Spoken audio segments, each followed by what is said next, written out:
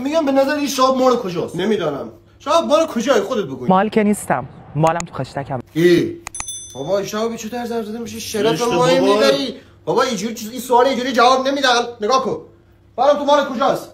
تو خشتک شاب مال بیاد. همون چیه که انگشت کردی داخلش؟ اوکی بالاخره کار خودش رو کرد. چه کردش تو؟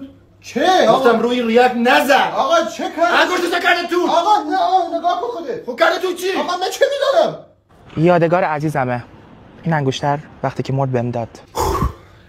خدایا شکر. خیالم راحت شد داداش خیلی نگرانت بودم. 2 ساعت دارم به تو توضیح میدم و باور نمیکنی. عزیز من خود تهدیدت کرده بود گفتم گرفتنت بلاش سر داوود. نه آقا نه.